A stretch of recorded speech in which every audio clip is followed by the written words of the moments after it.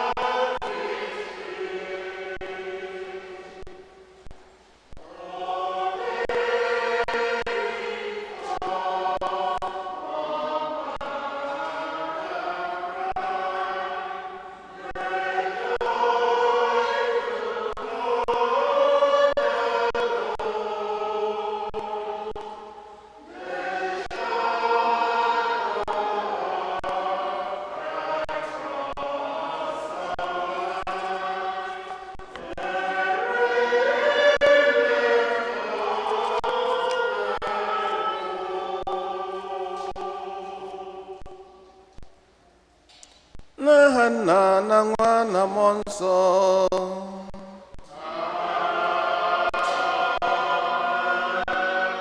Ka ngọzi nke onye nwe anyị Jesu Kristi na ịhụnanya nke Chukwu Nna na ịdịkọ n'otu nke Mmụọ Nsọ na-enye dịrị unu niile.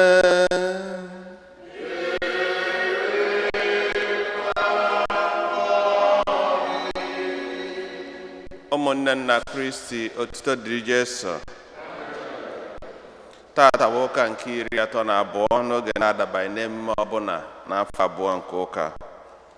Anyị na-achụ aja misa maka mkpụrụ obi mmadụ niile nwụrụ anwụ ya na Dr. Norbert Aneke dịka ndị Karizim si yọọ ya, na-ayọkwazị maka ezumike mkpụrụ obi Pastọ Benjamin Chiedi Dike, na-enyekwa Chineke ekene maka ịfụnanya, nchekwaba ya na ife ndị ọzọ ha bụ n'uche dịka ezinụlọ Chuks na Chinyere Okolo si wee yọọ ya. Anyị na-enyekwa Chineke ekene maka ncheta ọmụmụ birthday Thanksgiving nke Dikin Okafọ Ụzọigwe dịka ndị ezinụlọ ya si yọọ ya. Adịka anyị matakwara ndị a bụ ụmụnne anyị ndị ewetara afọ ha, anyị na-ayọkwazị Chineke ezumike mkpụrụ obi ha. Ezinna Godfrey Nnọrọm na-ele, Chief Ambrose Ekwedike, Chuka Kalu Ụzọigwe, Frederick Ụzọigwe, Rose Ụzọigwe, Janet Nwanyị Mma, Nwadike Paul Nwadike, Ụlọma Nwadike, Godi Nwadike, Jona Ihe Meje, Ego Ihe Meje, Oyidianya Ihe Meje, Paulina Anele, Chief Silvanus Konkwo, Chief Ọha Aloysius Ahanọnụ Nnadi, Lọlọ Juliana Ayoziewa Nnadi, Chief Victor Uche Nnadi, John Nnadi, Edmond Mbakwem, Barrister Godson Amadi, Eunice Amadi, Dr. John Njoko, Mrs. Margaret Mary Okolie na Mr. Jerome Okolie. Ka mkpụrụ obi ha, ka mkpụrụ obi niile kwen gara aga sa na ebere nke Yesu ka ha zuru ike na ndokwa. Ka natazi isi atifuza mkpa ndị ọzọ anyị bụ n'uche.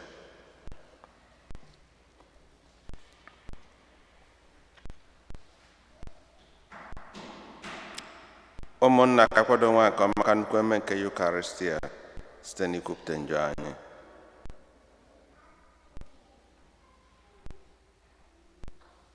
Onye bịara n'ụwa ịzọpụta ndị loghala elogha, onye nwe anyị mee ebere. Onye nwe anyị mee ebere. Onye bịara n'ụwa ịtọghata ndị ome njọ, Kristi mee ebere.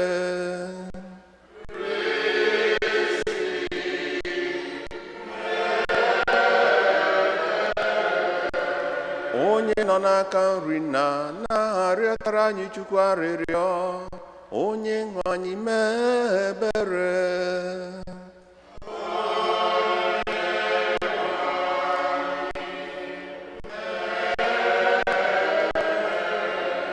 Ka Chineke ji ike niile mere anyị ebere, gbaghara anyị njọ anyị, duru anyị na ndụ ebe ebe. Otito dịrị Chineke n'elu kacha enu. Dịrị mmadụ ndị ha na-asọ Chukwu.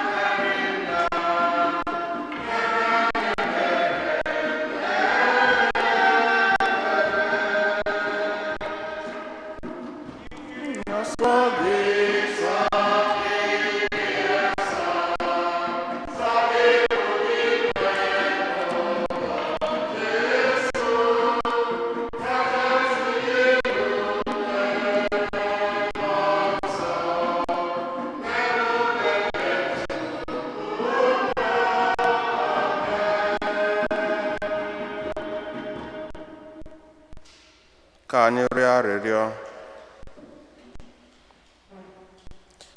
Chineke ji ike niile, onye ebere, were obiọma gị wepụrụ anyị nsogbu niile, tọhapụ echiche anyị na ahụ anyị na-abụji ha, ka anyị were nwee ike ime uche gị site na dị nwe anyị Jesu Kristi nwa gị, gị na ya na mmụọ nsọ dị ndụ na-achị Chukwu site n'ụwa ta ụwa niile. Amen.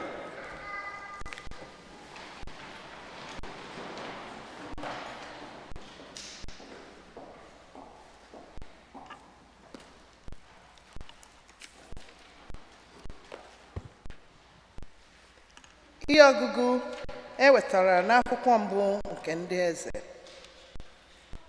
Onye amụma Elijah biliri gawa Zarefat. Mgbe ọ rutere n'ụzọ ama obodo ahụ, ọ hụrụ otu nwaanyị isi mkpe na-atụtụkọ nkụ.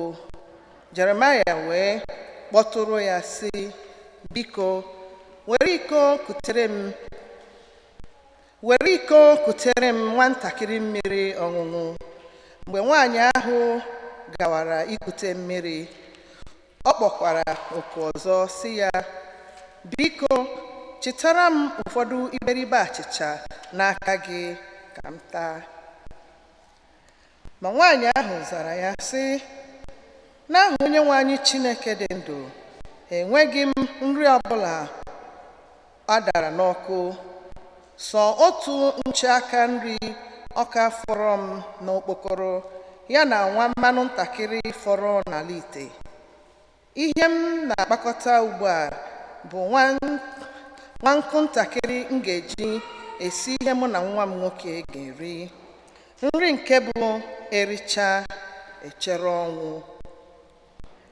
Ma Elijah sịrị ya, ụjọ atụla gị, gaa mee ihe ahụ i kwuru, ma buru ụzọ ghee achịcha wetara m. Emechaa, ị nwere ike ga-akwado nri nke gị na nwa gị ga-eri, n'ihi na Onyenwe anyị Chineke nke Izrel kwuru sị, okpokoro nri ọka agaghị atọgbọrọ chakoo, mmanụ agaghị akọ n'ite wee ruo ụbọchị Onyenwe anyị ga-ezite mmiri n'elu ụwa. Nwaanyị ahụ mere ihe dịka Elijah gwara ya. Nwaanyị ahụ na nwa ya nwoke na Elijah riri nri ahụ. Okpokoro atọgbọghị chakoo, mmanụ akọghị n'ite mmanụ, dịka Onyenwe anyị siri kwuo n'olu Elijah. Okwu Kosebuwa.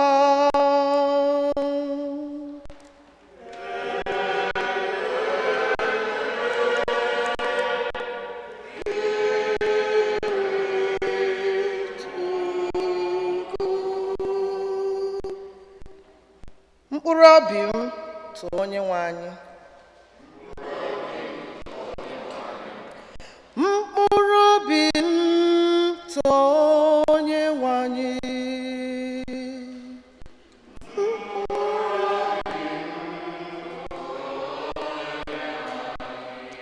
Mkpụrụ obi m too Onyenwe anyị.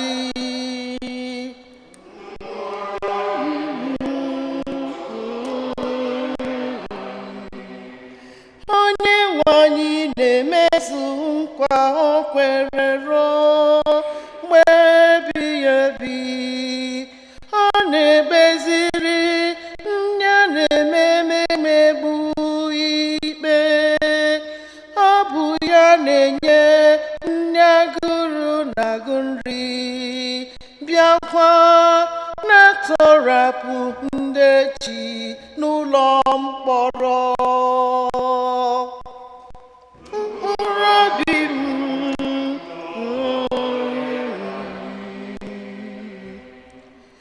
Onyenwe anyị na-eme ka ndị kpuru isi hụwa ụzọ. Onyenwe anyị na-ekulite ndị eji n'ala. Onyenwe anyị hụrụ ndị ezi omume n'anya. chekwaba ndị ọbịa.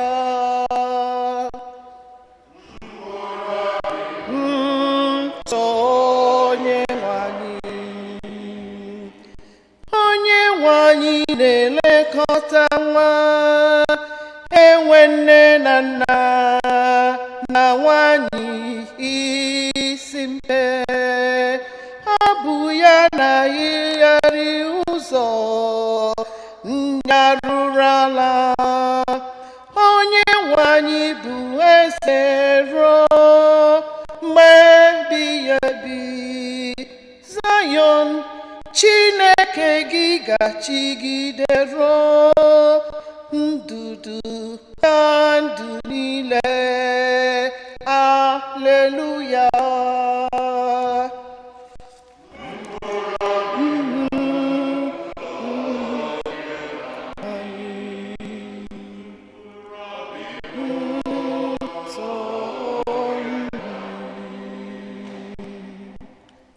Ihe ọgụgụ ewetara n'akwụkwọ ozi edegara ndị Hibru. Kristi abanyeghị ebe nsọ nke ejiri aka mee, nke bụ ihe mere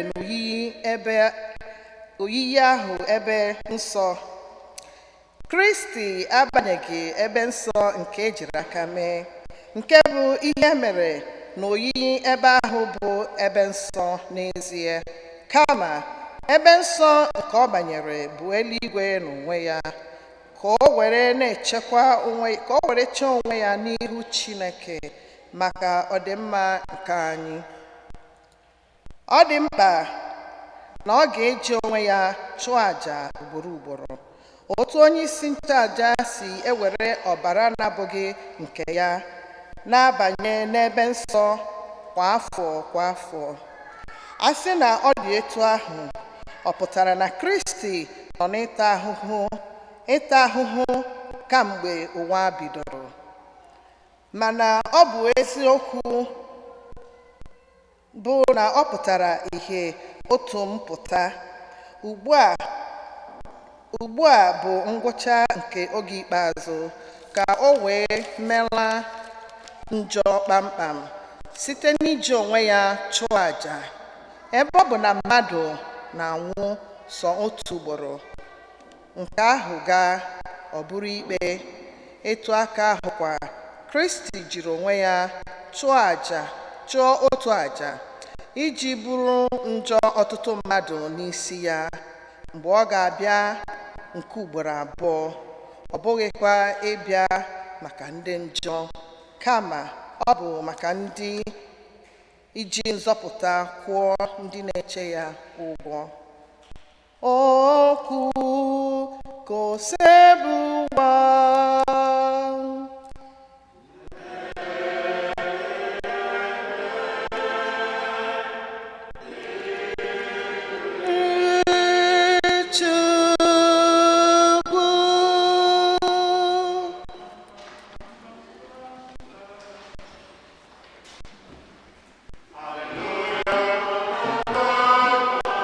omnipotent reigner. Hallelujah, praise the Lord.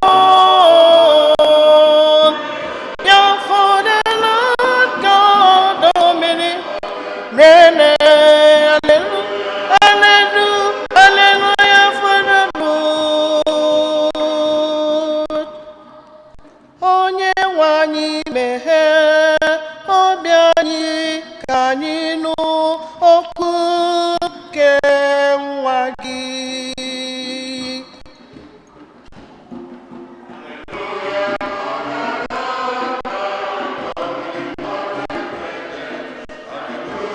Hallelujah, praise the Lord. Hallelujah for the Lord God omnipotent reigns. Hallelujah.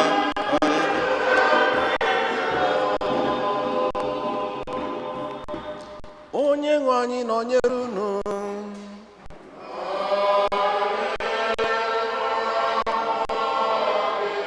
Ihe ọgụgụ nke ya si n'ozi mmadụ asọ nke Mark dere. Otito dị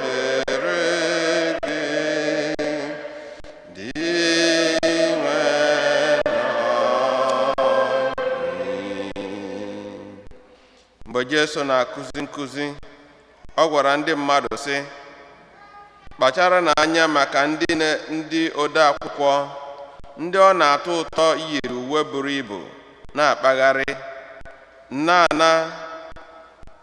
a na-egbuchapụrụ ha n'ọma ahịa n'ụzọ pụrụ iche, ndị na-ewere ihu oche ebe a na-ekpe ekpere, na-anọ n'isi oche ebe a na-akpọ oriri.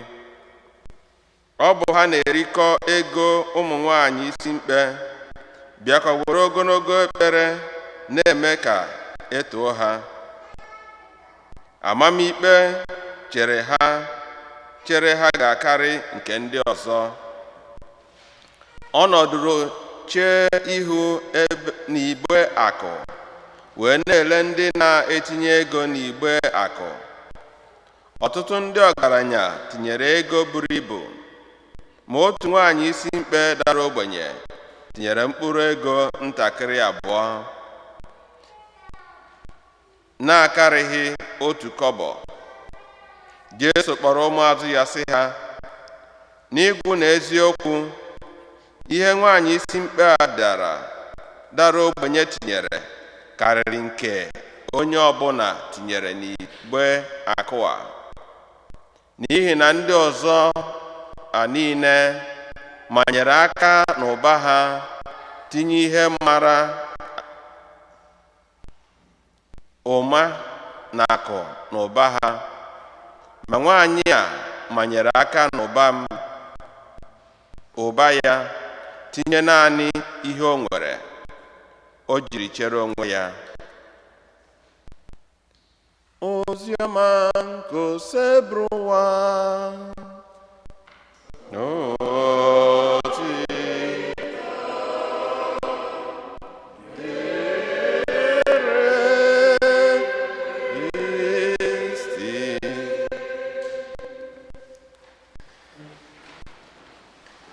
Praise the Lord. Hallelujah. Jesu tụrụ nwanyị ajadu maka onyinye nke o nyere. Ọ sị na ndị ọzọ nyere ụba ha, nwanyị nye Chukwu onwe ya. Amen. Jesu tụrụ nwanyị ajadu maka onyinye nke o mere gịnị? O nyere. Ọ sị na ndị ọzọ nyere ụba ha, mana nwanyị nyere Chukwu gịnị? Onwe ya.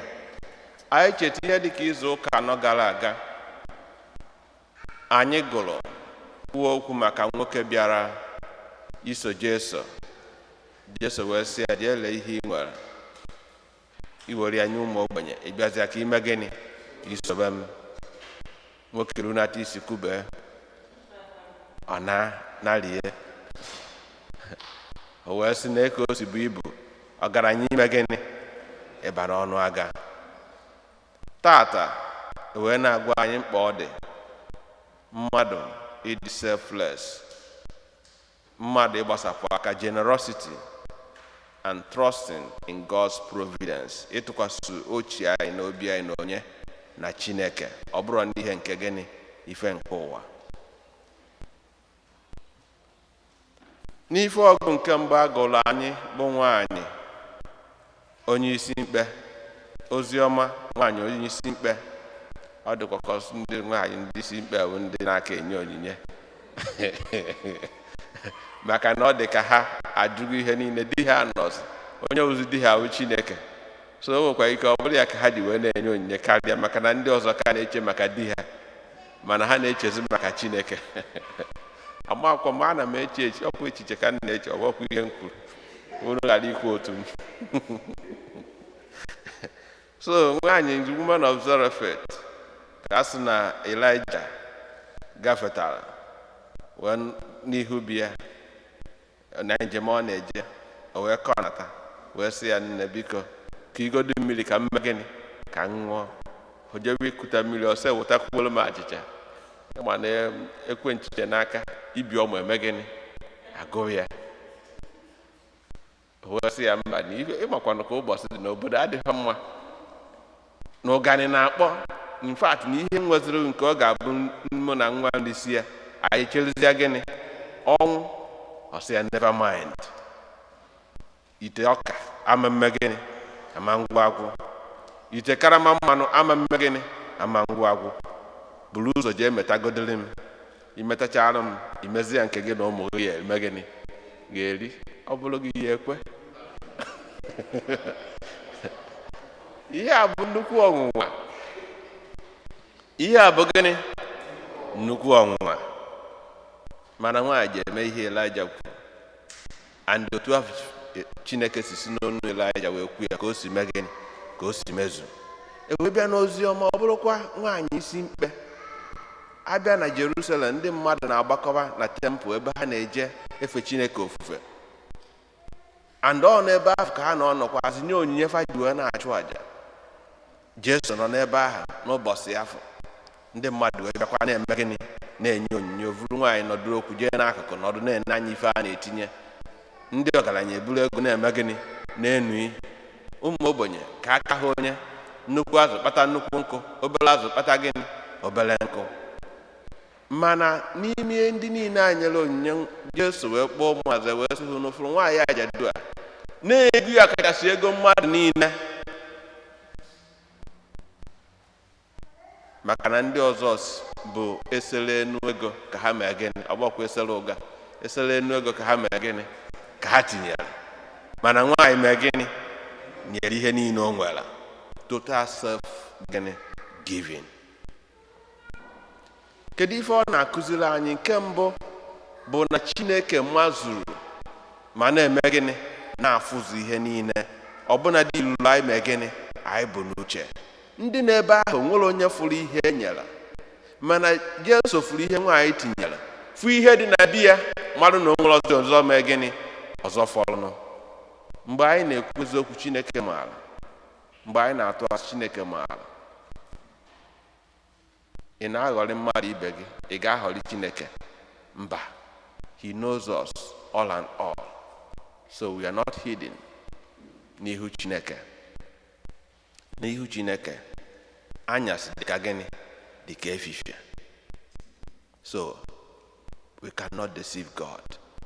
And ọnọdụ afọ ọ nọ wee condemn ya ndị Farisii, ndị ọ bụ na ha na-eyi ogologo uwe na-analụ mbucha because fa na-ewe onwe fa asị ndị ezigbo omume, fa na-egburu ndị mmadụ ome ebe ha na-aṅụ mmiri na-eme omume ego dị iche iche ka e wee na-etofa. And fa wee na-eche na because na fa nwere ego ma ọ na fa nwere power, no a sign na Chineke emego gịnị agọzie na ha. Praise the Lord. Ịma na ọkwa n'otu echiche anyị nwa ndị Igbo dịkwa, maka na ọtụtụ mgbe anyị na-ewe n'ọsọsọ onye nwere ego ka Chineke gọziri, mana anyị ma na one with God is what? Majority. Onye nwere Chineke mee gịnị nwere ihe niile. Even ndị be anyị mgbe gboo ma ọkwụazị na onye nwere mmadụ ka onye mee gịnị onye nwere ego, mana kịta azụ ego na-achị ụwa. The power of money, and that is corruption in the world. Ezigbote value anyị na-atụfu. Ọ ya kpatara ma ife election na-agacha na ndị ọzọ ifu na ndị mmadụ na-ele conscience fa maka ifi gịnị maka ifi ego. So Jesu wee were ya wee kụziere anyị nkụzi tata mkpa ọ dị na anyị ga-enwe obi mgbasapụ aka, maka na n'eziokwu ndị nwere ike inye onyinye ịdị generous abụrụ sọ ndị nwere ego. Anybody can be generous. That is the second lesson. Kizi na Chineke na afọ ihe niile. Nke abụọ bụ na generosity is not limited to or only to ndị nwere ego. What constitutes ife na-egosipụta mmadụ ịdị generous abụghị the weight of your purse, but the weight of your heart. Obi ọ bụrụ akpa. Amen. Ọ bụrụ n'ihe gị nwere kpatara ma generosity no, ọ ụdị obi ime gịnị ị nwere. Enwere story ya kọrọ about a community na-enwere mango. Mgbe gboo anyị ma na ndị ọcha bịa n'ọbụ ịbịa na mission house ọ mango ka a na-akụkarị. so kọmuniti afọ ṅụọ mango wee bịa ka akụ akpọọ ha. Ụfọdụ ndị okenye sisi dị sọbụ na ha kọọ mango kedu fe ya na ọdụ megịnị taa mango a na-akụ. Ụmụazụ jee megịnị jee kụwa. Mana ofu onye n'ime ndị okenye ahụ wee sị n'eziokwu na ha nwere ike na ha nọ na mana ụmụfa ga-eme gịnị ga-eso wee ta mango maka na nke ha na-ata nọ ndị ọzọ ma gịnị kụrụ ya. O wee sị mana ukwu adịrọzi agwụ ikpere na-egbu ya, ukwu na-egbu ya, na ya agaghị ehutu nwa na igwu agwụ, mana ihe ga-eme bụ na ya nwere basikụl na ya ga-eji ya wee na-akụtalụ ndị na-alụ nọ gịnị mmiri ha ya aṅụ. Praise the Lord. O wee basikụl na-akụtalụ ha mmiri ọṅụṅụ wekacha ụmụ ife ndị o weta wee gbaa afọ ume. Eziokwu na after about 7 years, before that 7 years mango ji wee bido mebe ife, nwaanyị afọ anwụgo enye ya na ofu ebere ukwu mango afọ wee na-echeta ya. Mana ife ọ na-akụziri anyị bụ na o nwere ife o nwere ike itinye andọ ya ka o mee gịnị ka o tinyere. Otu a nọkịta Igbo community or parish unfortunata inecha anya ị na-asị gịnị ka ị nwere itinye ngwana ife ihe etinye ebe a kịta ka ndị ji ego fame gịnị amebe. Mana ife nwaanyị a ono nwere ka o mee gịnị ka o tinye. Chineke sị na nke o tinye mee gịnị ka nke ndị ọzọ. Obi, large heart, not large pocket. Si anyị nọọ Chineke ka onye anyị amara ka anyị nwee ike ịgbasapụ obi anyị na-efe Chineke anyị na iji ife anyị nwere wee nyere ndị ọzọ aka. Maka na onye ife ịkụrụ mkpụrụ onye kụrụ ka ọ na-eme gịnị ka ọ na-aghọta. Praise the Lord. Ka Chineke nyere anyị aka ka anyị fụrịta onwe anyị n'anya were mgbasapụ aka wee na-efe Chineke ma na-afụ ibe anyị n'anya site na Kristi onye nwe anyị.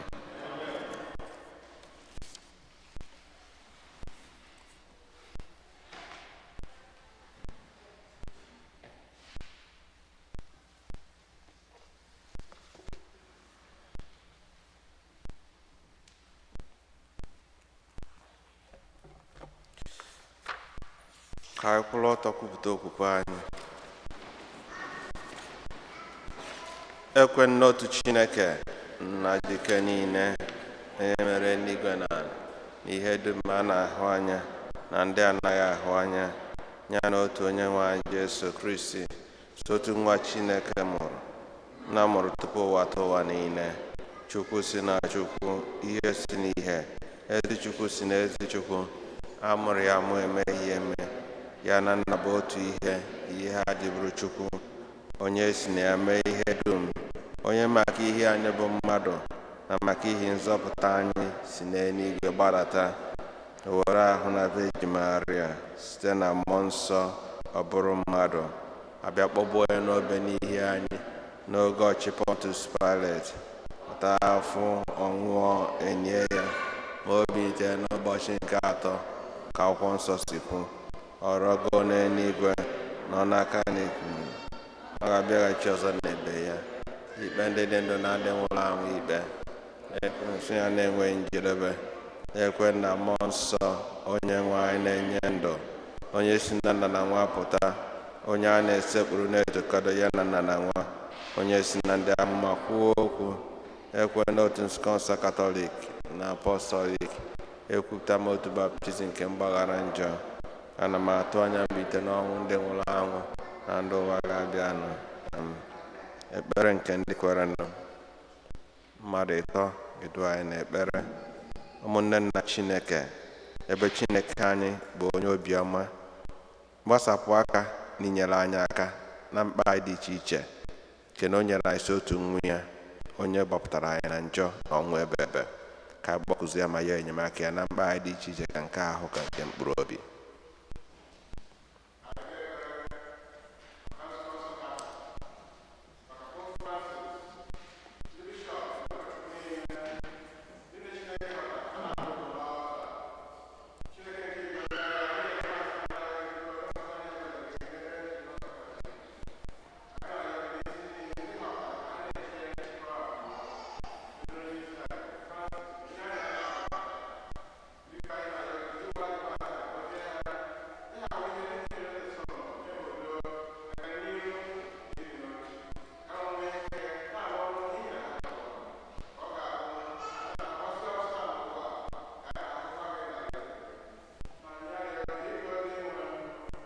Iwe na nụrụ arịrịọ anyị.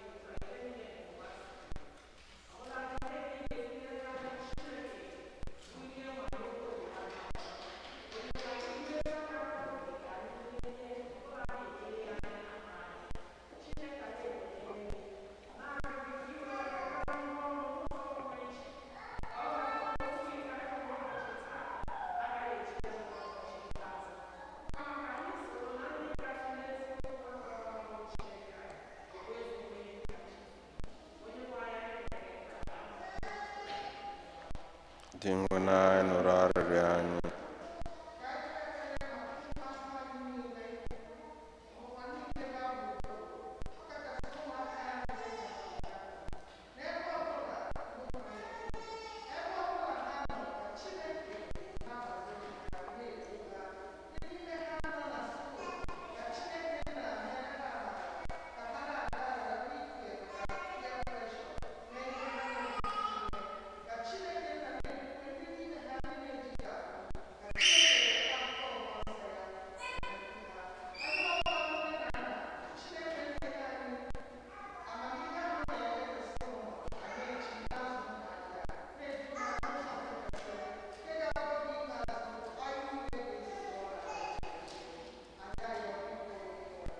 Dị nwe na anyị nụrụ arịrịọ anyị.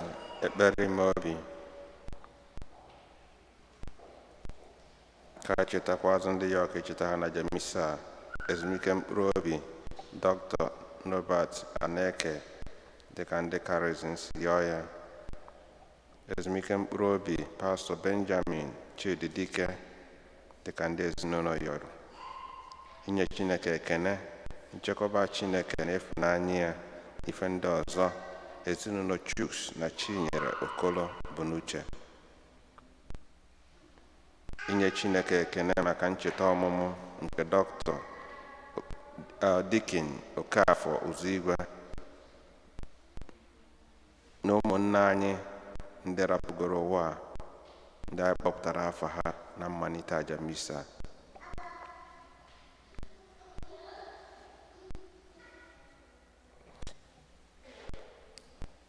Maria dị asọ yọbara anyị ojugo arịrịọ ka o wee meghere anyị ọnụ ụzọ nke niile. Chineke nna pụrụ ime ife niile, nụrụ na-arịọ na ekpere nke anyị bụ ụmụ gị na-ebute n'iru gị si n'arịọ nke Maria dị asọ na nke ndị nsọ niile, ọkachasị Fortunata dị asọ anyị nọ n'obi ya. Meere anyị ihe niile nke a ji ume a na-arịọ site na Kristi dị nwe na anyị. Amen.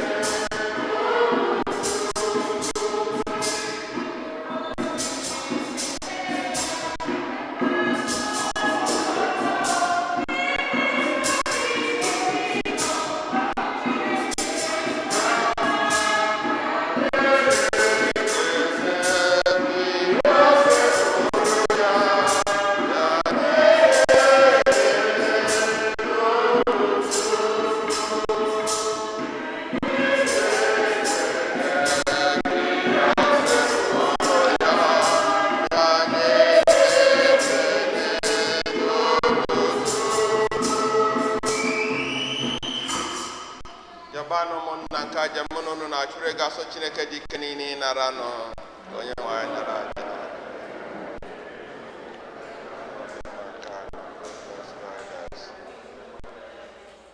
Onye nwe anyị, anyị na-arịọ gị were ebere nara aja nke a anyị na-ehunyere gị.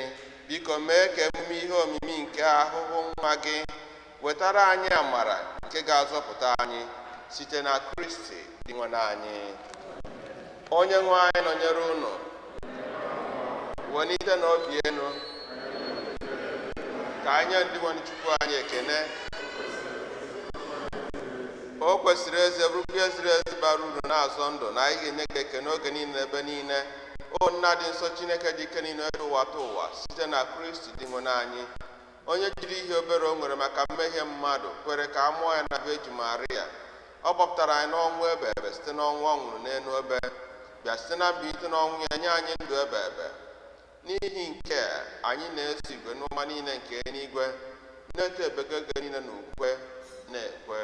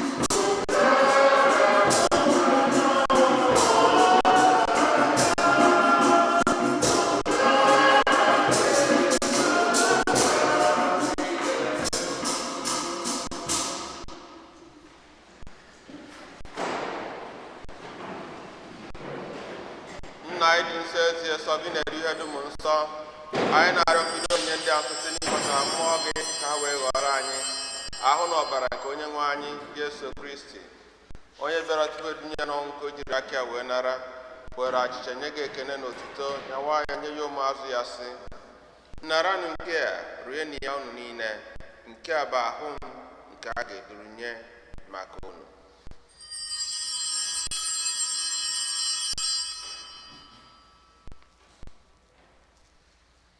Otu akwa ka o si mee mgbe ha richara ndị anyasị, o buru iko mmanya nyekwa gị ekene na otuto bunye ya ụmụazụ ya sị, naranụ nke a ṅụọ na ya unu niile, nke a bụ iko nke ọbara m nke ọgba ndụ ọhụrụ dị ebe ebe, a ga-agba ya n'ihi unu na n'ihi mmadụ niile ka e wee gbaghara njọ. Na-emenụ nke a na ncheta nke m.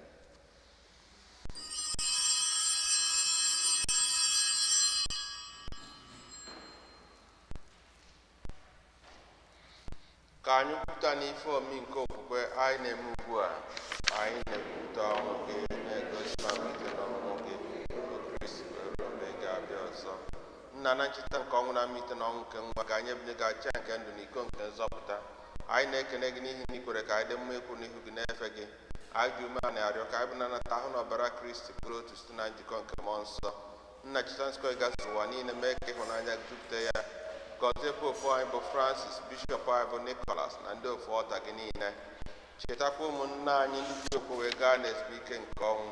Kpọbata ha na ndị ọzọ niile nwụrụ anụ ihe nke ebere. Biko mere anyị niile ebere ka anyị soro Virgin Maria dị ngọzi nne nke Chukwu, Josef dị asọ bụ di ya, ndị apọstụl na ndị nsọ gị niile ndị mere uche gị na weketa ndụ ebe ebe, ka anyị sorokwa ha na-eto gị na-edo gị ebe site na Jesu Kristi nwa gị. Ihe niile kere eke na-eso ya bụ Kristi, na-esikwa n'ime ya na n'aka ya, na-edekọ n'otu nke mmụọ nsọ, na-enye gị bụ Chukwu nna dị ike niile nsọpụrụ na otito niile site n'ụwa ta ụwa niile.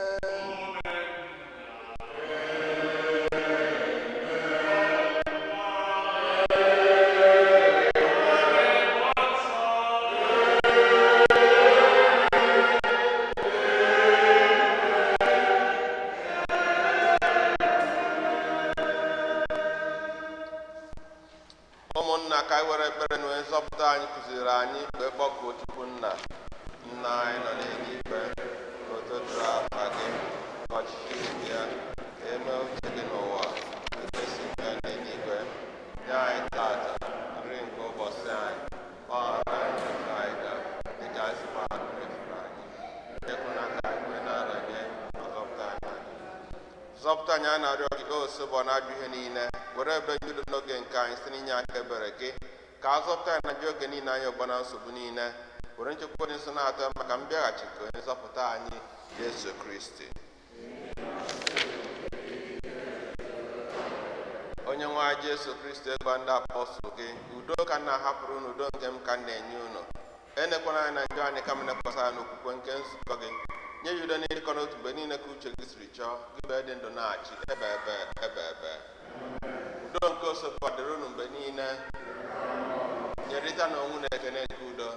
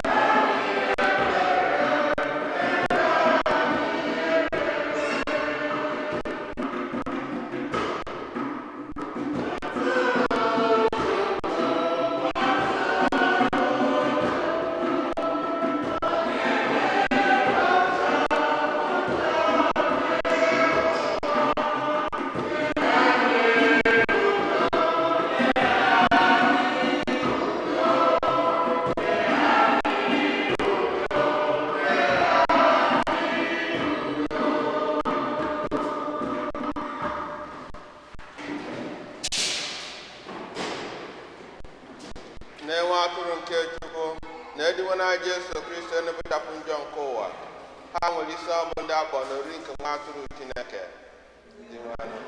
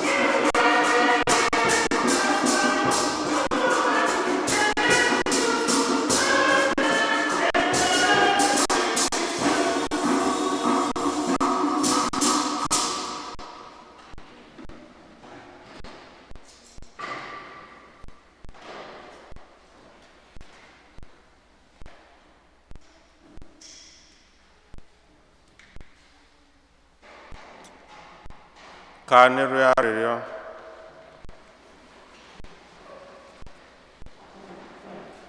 Onye nwe anyị na-ekene gị maka ume nke ị gbara anyị site n'onyinye gị dị asọ.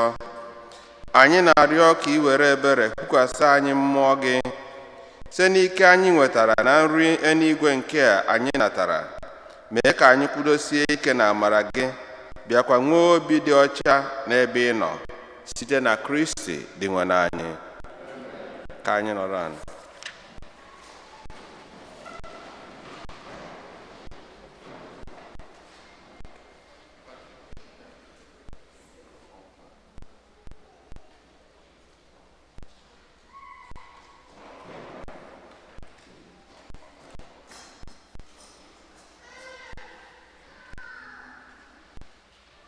Otito dịrị Jesu. Otito dịrị Jesu. Otito dịrị Jesu. Second collection for Christmas flowers. Please decorate our altar very well by generous donation. Why? Well done.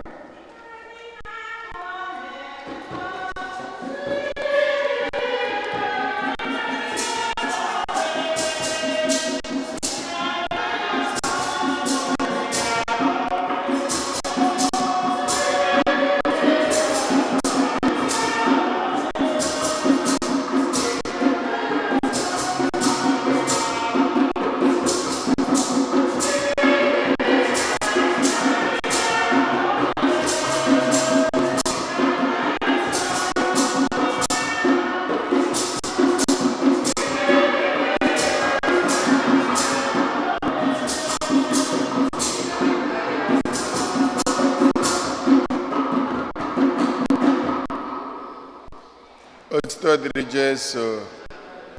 Otito dịrị Jesu.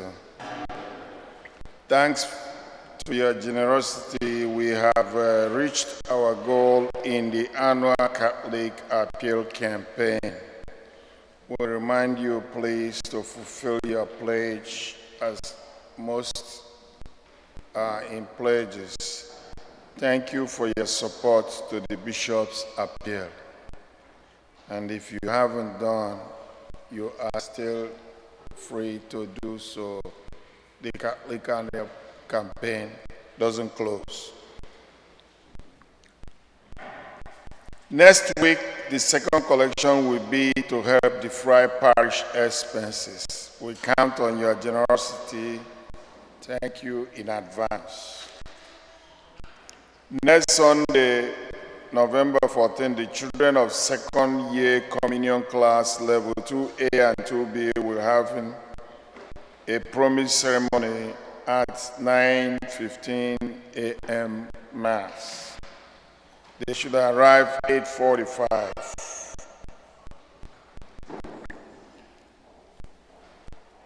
Tata woka ndị nne ngwasị bidoro ndị nne egwu ka ha pụta ka agọzie ha biko. Ọzọ na Chikadibe ngwanụ ndị nne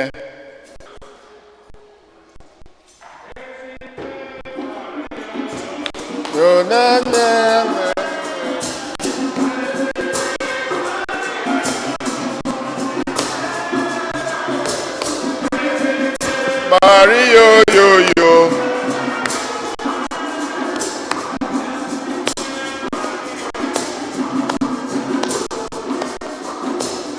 Ezinde Mario yo yo.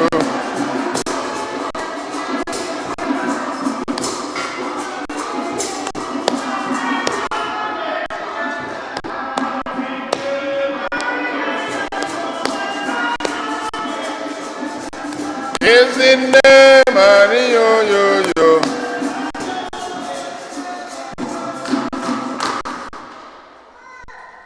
Enyemaka anyị dị n'afọ onye nwe anyị. Onye kere n'igwe na Osebo anụrụ arịrịọ anyị. na mkpọkwa Onye nwe anyị nọnyere unu. n'onyekwa mmụọ gị. Chineke nna pụrụ ime ife niile, anyị na-ekene gị maka onyinye nke ndụ inyere anyị n'ụzọ pụrụ iche. Imere ka anyị dị ndụ na ana ndị dị ndụ n'ụbọchị tata. Anyị na-asị ka ị nara ekele n'aha Jizọs. Anyị na-ekene gị n'isi ndị nna anyị maka onyinye nke inyere ha n'ezinụlọ dị iche iche dị ka nne. Anyị na-arịọ ka ị gọzie ha, gọzie ndị di ha, gọzie ụmụaka ha, gọzie ọrụ dị iche iche ha na-arụ, ka ha si na ya wee na-enweta ihe ha ji wee na-elekọta ezinụlọ inyere ha anya.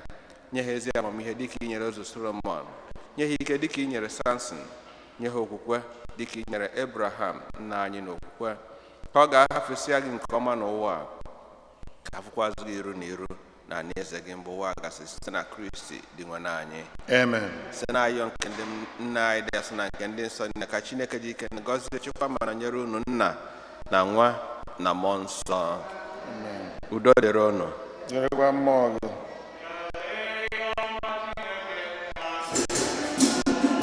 Eze Jizọs,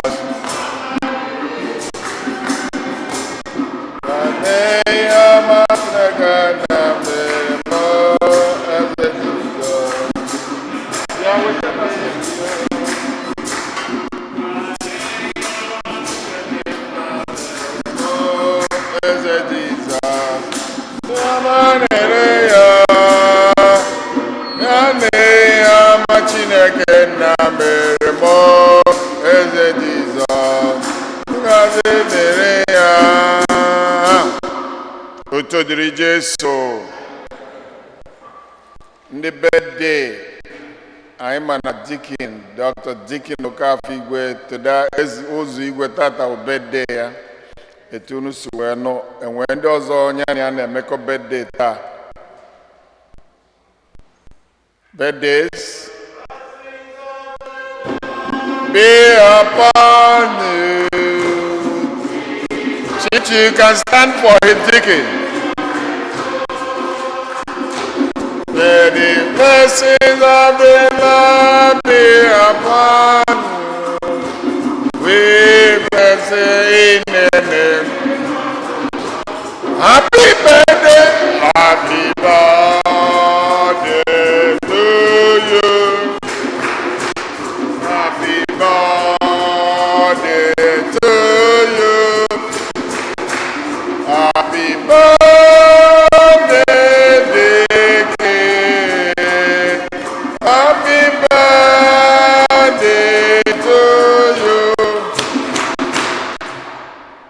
When my anniversary today, or the week anniversary, therefore, Louis, come out. We have a new convert. I got never done no katata.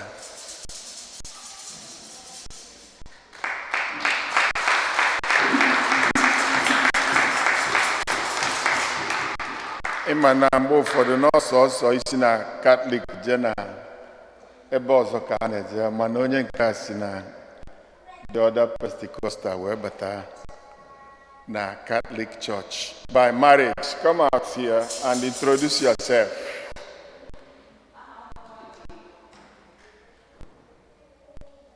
Aha gị bụ come here ka anụ ihe na-ekwu ada na ihe na-ekwu ọfụma.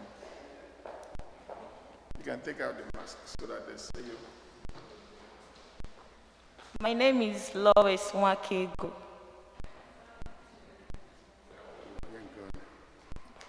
I'm from Abia State, Ikano local government.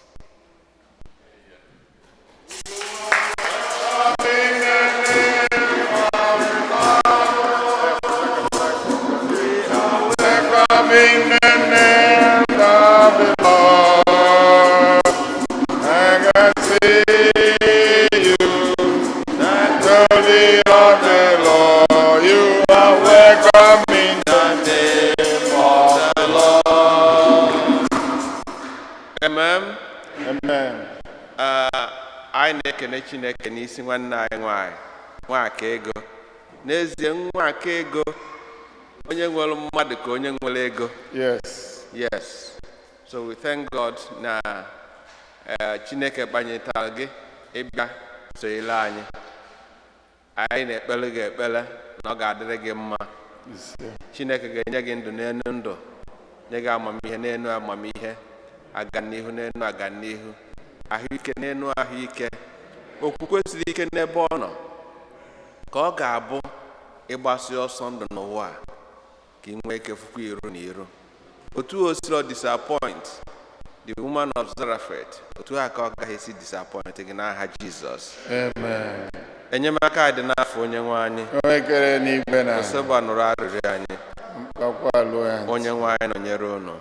Akwa mmụọ. Chineke nna pụrụ ime ife niile, ị na-esite n'ụzọ dị iche iche were akpa anyị oku ka anyị bịakwute gị wee na-amatawanye onye bụ. Anyị na-ekele nne gị n'isi nwanne anyị nwaanyị Nwaka Ego nke nọ n'iru gị n'ụbọchị taa. Bata n'ụlọ nsọ gị a wee soro anyị wee chụnyere gị aja n'ebe kasị elu. Anyị na-ayọ ka ị gọzie ya, gọzie njem ọzọ bata n'ụlọ nsọ gị na n'ime ụka gị.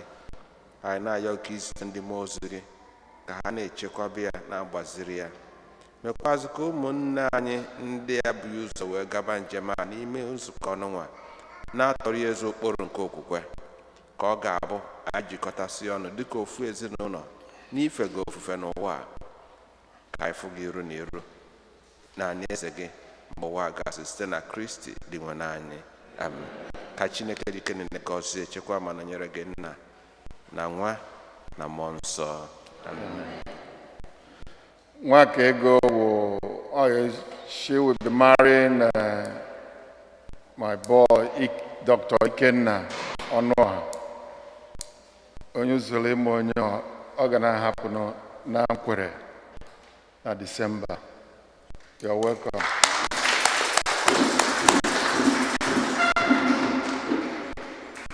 Otito dịrị Jesu. Otito dịrị Jesu.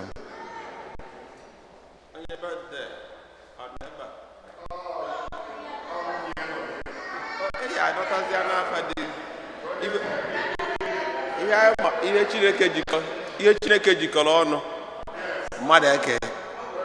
They are one. 1 + 1 = 1. Okay. Okay, so. Okay. Enyemaka dị n'afọ onye nwe anyị. Oseba nụrụ arịrịọ anyị. Onye nwe anyị nọnyere unu. Chineke nna pụrụ ime ife niile, anyị na-enye gị ekene n'isi nwanne anyị onye na-echeta ụbọchị ọmụmụ ya n'ụbọchị taata. Anyị na-ayọ gị ka ị gọzie ya. Anyị na-ekene gị na nke ị mere eme, ka anyị na-ayọ ka ị gbanwenyere ya ndụ n'enu ndụ, ahụike n'enu ahụike, aga n'ihu n'enu aga n'ihu, nye ya ihe akụ aka ihe enwe nye okwukwe siri ike n'ebe ị nọ, ka ọ ga-abụ ofesịa gị nke ọma n'ụwa, ka o nwetakwazị ndụ na uju n'ime gị bụ ụwa gasị site na Kristi dị nwe anyị. Ka Chineke dikene gọzie gị, gọzie ezinụlọ unu n'afa Nna na Nwa na Mmụọ Nsọ.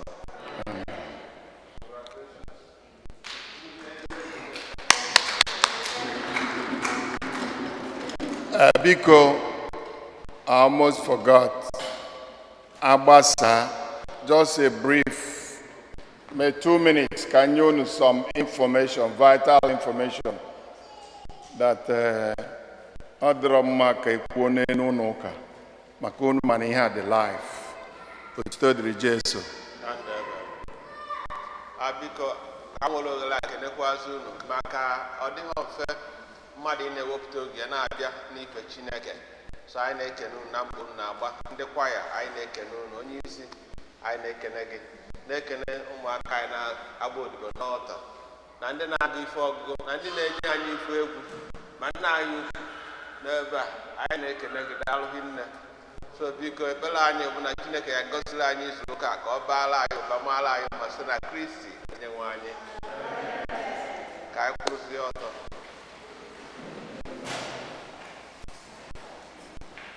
Onye nwe anyị nọnyere unu.